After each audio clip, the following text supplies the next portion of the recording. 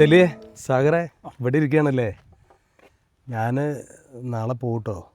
അല്ല ബാബു, വീടൊക്കെ പൂട്ടിട്ടിട്ട് ഇപ്പോൾ പോയപ്പോൾ നീയും സലീമും ഒക്കെ ഉള്ളപ്പോൾ പിന്നെ ഞാൻ ആരെ ഏൽപ്പിക്കാനാ? നിങ്ങൾ നോക്കുമല്ലോ.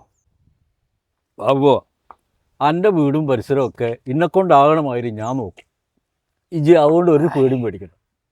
അതെ, ഞങ്ങളിവിടെ ഉണ്ടാകുമ്പോൾ അതേക്കുറിച്ച് ഈ പേടിക്കണ്ട. പിന്നെ എൻ്റെ ഫ്ലൈറ്റ് എപ്പോഴാണ് നാളെ? 10 മണിക്കാണ് ഫ്ലൈറ്റ്. ആ, പിന്നെ രാവിലെ 6 മണിക്ക് അവിടെ എത്തേണ്ടി വരും. ഞാനും സലീമും കൂടെ രാവിലെ വണ്ടി ആയിട്ടോണ്ട് വരും. ഈ വിഷമിക്കൊന്നും വേണ്ട, ഒക്കെ ശരിയാവും. സാഗറെ, എൻ്റെ കാര്യം ആലോചിക്കുമ്പോഴേ പടച്ചോൻ്റെ വിളി വന്നു. അതൊരു ആക്സിഡൻ്റ് ആയിരുന്നു. അതുപോലല്ലോ സലീമിൻ്റെ കാര്യം. ബാബു, അത് ഓർമ്മിപ്പിക്കല്ല. അന്ന് അവരെ ഹോസ്പിറ്റലിൽ എത്തിച്ച് അന്നെ കോൾ ചെയ്യുന്ന സമയത്ത് കയ്യിൻ്റെ ഉറപ്പ് മാറിയിട്ടില്ല. കഴിഞ്ഞത് കഴിഞ്ഞ്, ഇനി അത് ഓർത്ത് വിഷമിക്കണ്ട. അല്ലെങ്കിലും കുറേ മൂഡ് ഔട്ട് ആയിട്ടിരിക്കാൻ എനിക്കും താല്പര്യമില്ല. എൻ്റെ കുടുംബത്തിൻ്റെ കാര്യം മരിച്ചതാണെന്നെങ്കിലും കരുതാം.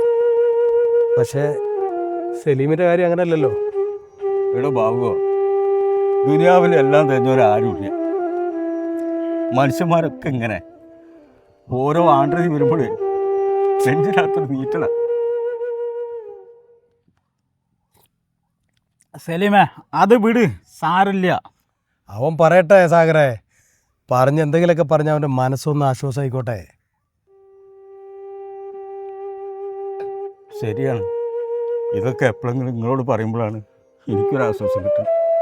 പറയുമ്പോൾ ഏട്ടനന്യന്മാരായിട്ട് 4-5 ഉണ്ട്, കണ്ടാൽ പോലും ഒന്നും മുണ്ടൂല. അവരൊക്കെ വലിയ നിലയിലല്ലേ, എന്നെ കാണുന്നത് തന്നെ അവർക്ക് അലർജിയാണ്. ചിലപ്പോൾ ഞാൻ ആഗ്രഹിക്കും കുടുംബങ്ങളൊക്കെ ഒന്നിച്ച് എൻ്റെടോ ഒന്നും നടക്കൂല. സാരില്ലടാ, എല്ലാം ശരിയാവും. സമാധാനിക്ക്, എല്ലാം ശരിയാവും. എല്ലാത്തിനും ഒരു പരിഹാരം ഉണ്ടാവും.